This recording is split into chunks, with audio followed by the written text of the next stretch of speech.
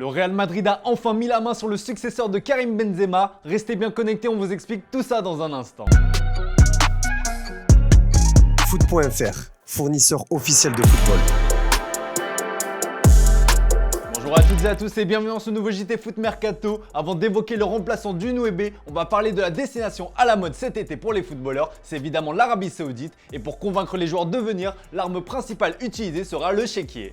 En s'offrant Cristiano Ronaldo, le pays du Golfe s'est offert un sacré ambassadeur. La signature cet été de Karim Benzema à Al Ittihad a définitivement fait de l'Arabie Saoudite une destination prisée et le gouvernement saoudien compte bien poursuivre sa razzia sur le vieux continent. Selon Rilevo, c'est Marco Verratti qui serait désormais dans le viseur. Le petit hibou n'est plus considéré comme un intransférable par le club parisien et à en croire le quotidien espagnol, l'intéressé serait ouvert à un départ. Mais le PSG devra d'abord trouver un remplaçant avant de considérer un départ de son joueur. Du côté de Chelsea, les dirigeants souhaitent profiter des fonds illimités des clubs saoudiens pour se débarrasser de plusieurs joueurs et selon nos infos, le gouvernement saoudien se trouve d'ailleurs actuellement à Londres pour négocier 3 dossiers, Edouard Mendy à Al Ahly, Kalidou Koulibaly à Al Hilal et Hakim Ziyech à Al Nasser. Toujours selon nos infos, les 3 joueurs ont déjà accepté les propositions, les Blues souhaitent finaliser ces transferts cette semaine. Le dossier N'Golo Kanté sera aussi à l'étude. Al Ittihad a proposé aux joueurs un contrat de 4 ans à 25 millions de dollars, soit environ 23 millions d'euros par an, mais le français n'a pas encore tranché.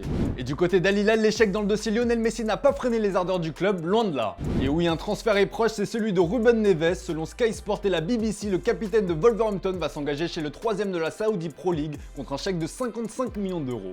Pour piloter tout ça, Al Hilal souhaiterait voir Sergio Conceição sur le banc. Selon nos infos, le technicien portugais est apprécié, mais ce n'est pas vraiment réciproque. Pour rappel, ce dernier est sous contrat avec le FC Porto jusqu'en 2024 et se retrouve aussi cité parmi les potentiels successeurs de Christophe Galtier au PSG. Et d'ailleurs, en parlant du coach français, l'Arabie Saoudite est fortement intéressée par l'idée de lui offrir une place sur le banc d'un de ses clubs de Saudi Pro League, selon nos infos. Les premiers contacts ont débuté entre le club d'Al-Shabaab et l'ancien entraîneur du LOSC ou encore de Nice.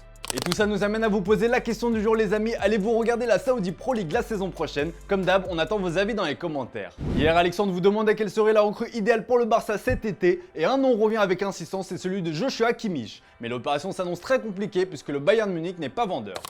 Et dans l'actu du jour, le mancunien Anthony est au cœur d'un énorme scandale. Le Brésilien est accusé d'avoir commis de graves agressions à l'encontre de son ex-compagne. Des informations qui datent du mois de mai 2023, la presse brésilienne expliquait que la DJ et influenceuse Gabriela Cavallin avait accusé le Red Devil de violences domestiques et de menaces. Aujourd'hui, UOL Esporte relaie une interview que l'ancienne compagne du joueur a accordée à TV Record et ses propos sont glaçants car l'agression supposée du mois de mai ne serait pas la seule commise. Agression physique, menace de mort et même séquestration. Si tu ne veux pas être avec moi, tu ne veux plus être avec personne, tout va s'arrêter ici pour toi, nous allons mourir ensemble, moi, toi et notre fils, aurait lâché le Brésilien à Gabriela. Un fils que Gabriela a d'ailleurs perdu pendant sa grossesse. À ce moment-là, je suis morte, je crois, j'ai paniqué, j'ai commencé à pleurer beaucoup, j'ai accouché en 30 heures, la plus grande tristesse de ma vie et aussi la plus grande culpabilité, a-t-elle déclaré. Des faits qui remonteraient à l'époque où Anthony évolue encore à l'Ajax, de terribles confessions qui font froid dans le dos et qui risquent d'avoir des conséquences terribles pour le joueur de Manchester United, puisque Gabriela Cavallin a confirmé qu'elle se rendra bientôt en Angleterre pour y déposer plainte. Après Mason Greenwood qui a passé un séjour derrière les barreaux pour tentative de viol, agression et menace de mort, c'est une nouvelle sombre affaire à laquelle est lié un joueur des Red Devils. Et on vous en parlait tout à l'heure dans le teaser, ça y est, le Real Madrid a enfin trouvé le successeur de Karim Benzema. C'était attendu, c'est désormais officiel, Roselu quitte l'Espagnol qui est relégué en 2ème division et débarque au Real Madrid sous la forme d'un prêt avec option d'achat. L'attaquant de 33 ans qui a découvert la sélection espagnole il y a peu retrouve les couleurs madrilènes qu'il avait connues entre 2009 et 2012.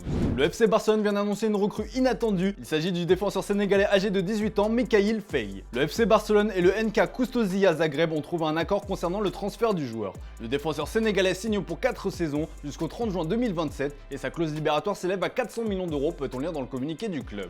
Viré de Leicester, Brendan Rodgers a trouvé un nouveau club. L'entraîneur britannique fait son grand retour à Glasgow puisqu'il a été choisi par le Celtic. Brendan Rodgers succède à Ange Postecoglou, parti à Tottenham. Et enfin une bonne nouvelle pour Sergio Rico, le gardien du PSG. Placé dans un coma artificiel, l'Espagnol en est sorti comme le rapporte Telecinco. Il aurait même ouvert les yeux et reconnu ses proches. Via un message posté sur ses réseaux sociaux, sa femme Alba Silva a tenu à se montrer rassurante tout en demandant de la patience. Grosse pensée pour lui et sa famille évidemment.